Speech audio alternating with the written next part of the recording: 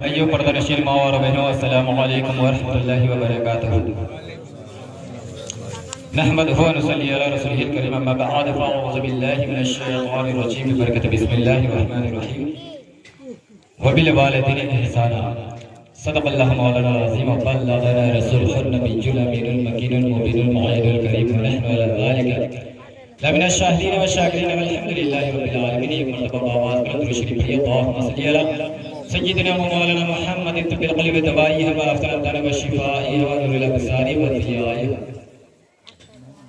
हज़रत बहुत देर तक आप हज़रात लोग तकरीर सुनी, नात सुनी और हमारे सामने खतीब हिंदुस्तान हज़रत अल्लामा मौलाना मुफ्ती अब्दुल सत्तार साहब बैठे हुए, इनकी तकरीर हम सबको समाप्त करनी है।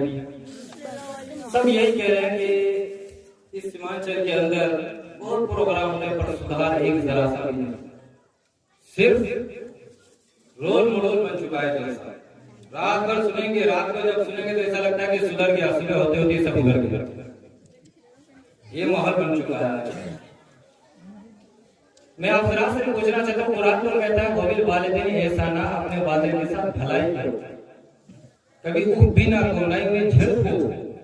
लेकिन एक बंदा ऐसा है कि वो 50 मरतबा हर साल वो हज करने के लिए जाता है, ज़कात भी अदा करता है, नमाज भी पढ़ता है, तहज्जुद भी अदा करता है, मदारिस भी बनाते हैं, मसाजिद भी बनाते हैं, मगर वो जन्नत नहीं जाता। वो जन्नत नहीं जा सकता। मदारिस भी बनाता है, मसाजिद भी बनाता है और 50 हज किया उसने, मगर वो जन्नत नहीं जा सकता, इसलिए कि उसने अपने माँ बाप के साथ भलाई नहीं, उनके माँ बाप उनसे नाराज है। और जब माँ बाप नाराज हो तो कोई इबादत काबिल नहीं। माँ बाप नाराज हो तो काबिल कबूल नहीं है। क्यों? कि सरकार ने फरमाया अल जन्नतु तहता अक़दामिल उम्महात, माँ के कदमों के तले जन्नत। अब हज करने के लिए गए हो लाखों रुपए खर्चा करके, मगर जन्नत तो घर में है, पहले इसे तो राजी कर ले। भला इंसान जीते जी कभी 1 किलो सेब लाके देने की तौफीक ना हुई, 1 किलो अनार लाके देने की तौफीक ना हुई, और जब इंतकाल कर गए इस तरह से रोते हैं, इस तरह से रोते लगता है कि पूरी मोहब्बत लोगों के सामने आज ही इज़हार करनी है। और जीते जी कभी 1 सेब तक लाके नहीं दिए। अच्छा, माँ के कदमों से जन्नत है, चलो माँ को राजी कर लिए, इसके बावजूद भी नहीं जन्नत जाता। जन्नत में जाने के लिए फिर दरवाजा भी है ना भाई। जन्नत में दाखिल होगी तो पहले दरवाजा खोलना पड़ेगा ना।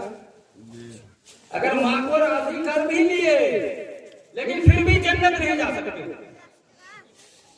क्या मुफ्ती साहब? बाप को राजी करना, क्योंकि बाप जो है जन्नत का दरवाजा है।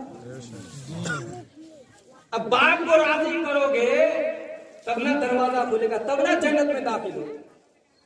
तो बाप माँ साथ मोहब्बत है ही। बाप माँ को राजी करने से जन्नत मिलती है और बाप को राजी करने से जन्नत का दरवाजा खुल जाता है।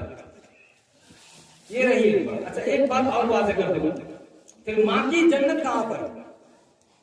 ये भी समझने की बात है। फिर माँ की जन्नत कहाँ पर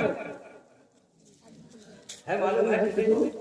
माँ के कदमों तले जन्नत है, तो फिर माँ की जन्नत कहाँ है भाई?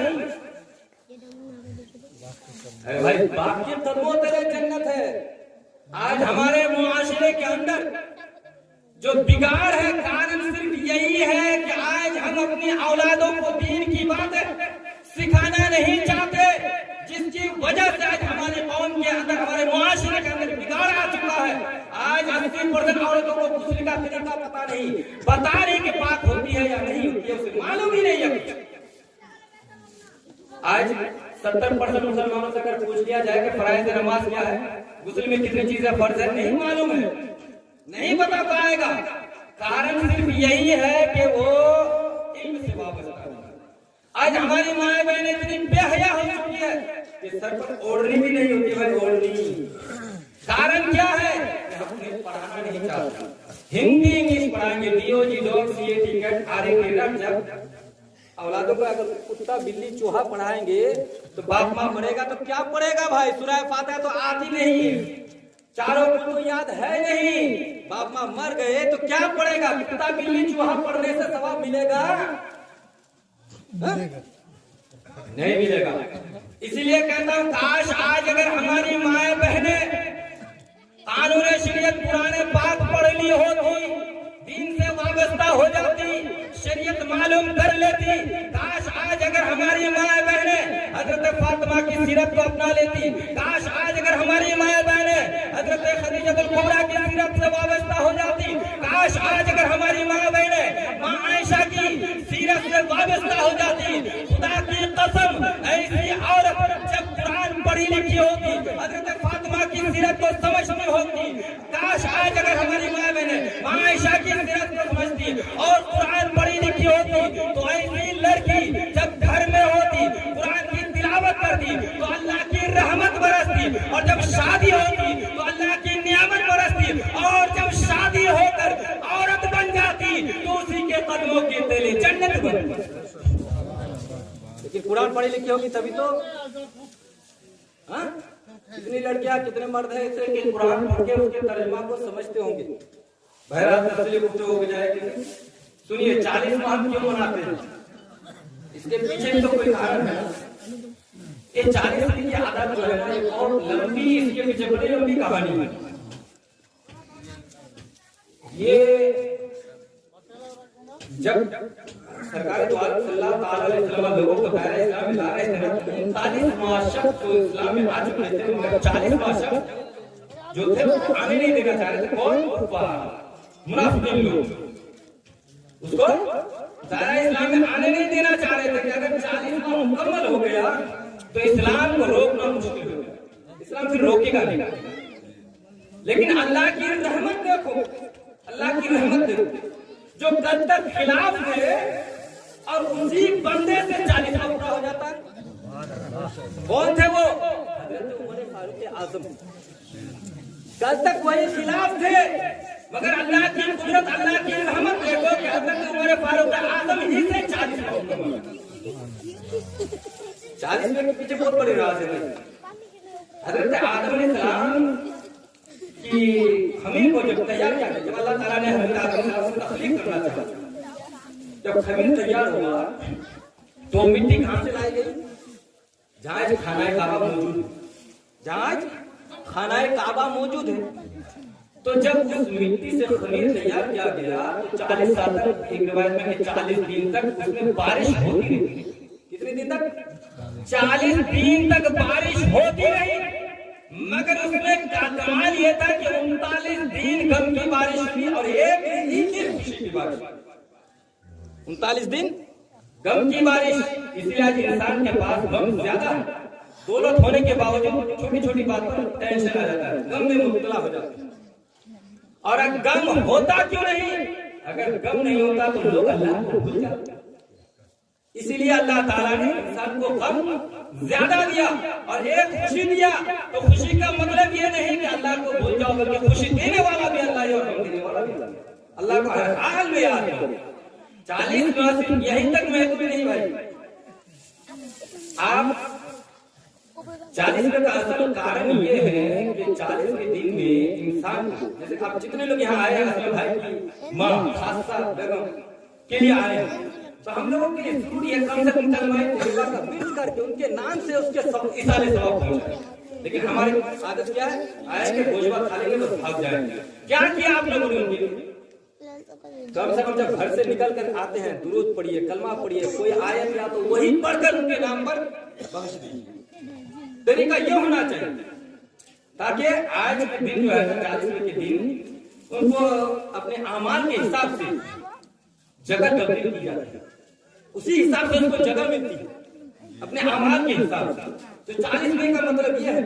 और अगर कोई इनकार करे कि भाई 40वां है क्या, तो मैं तो यही कहना चाहूंगा भाई तुम इनकार करो या ना करो, हर नबी अपनी नबूवत का इजहार 40 साल के बाद। तुम मानो या ना मानो, मैं तो इतना जरूर कहूंगा कि कोई 40वां मनाए या ना मनाए, मगर जब तुम माँ के पेट में था उस वक्त तेरे कितने 40वां हो गए? कितने 40वां हो गए? आप कहेंगे फिर कैसे? अगर पुराने पाक करके देखो, लक़द खलक़नल इंसान मिन नुत्फ़तिन सुम्मा खलक़नल नुत्फ़ता अलक़ता फ़ख़लक़नल अलक़ता मुद्ग़ता फ़ख़लक़नल मुद्ग़ता इज़ामन फ़कसवनल इज़ामा लहमा। 40 दिन तक नुत्फा तैयार होता है, 40 दिन तक, समझते हैं। फिर उसके 40 दिन के बाद गोश्त का लोथा बनता है। फिर उसके 40 दिन के बाद हड्डी की सूरत अदा की जाती है। फिर उसके 40 दिन के बाद चेहरा बनाया जाता है। फिर उसके 40 दिन के बाद उस हड्डी के ऊपर गोश्त की चादर चढ़ा दी जाती है। तो कितने 40 में, तो जब हम माँ के पेट में थे उसी वक्त हो गए। अब अगर कोई ये काम करे तो मैं अर्ज करना चाहता हूँ मेरे दोस्तों को, लेकिन कभी आप लोगों ने गौर किया कि अल्लाह तबारक व तआला ने हमें कितने स्टेट में पैदा किया? क्यों पैदा किया किसी को पता नहीं। क्यों पैदा किया, किस लिए पैदा किया, कितने स्टेट में पैदा किया? 5 स्टेट में पैदा किया। हम लोग कितने स्टेट में पैदा हुए? 5 स्टेट में।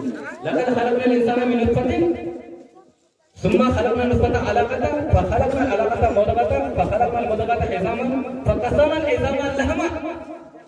आप जब हमारी पैदाइश 5 स्टेट में हुई है। सबसे पहले हम नुत्फ़ा थे, नुत्फ़ा।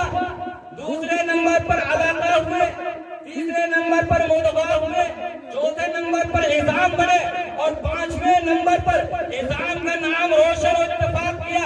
अगर आप इन 5 मरहलों का शुक्रिया अदा करना चाहते हैं तो पहले मरहले का शुक्रिया ये है कि फजर की नमाज पढ़ के अदा कर लो। दूसरे मरहले का शुक्रिया ये है कि ज़ोहर की नमाज पढ़ के अदा कर लो। तीसरे मरहले का शुक्रिया ये है कि असर की नमाज पढ़ के अदा कर लो।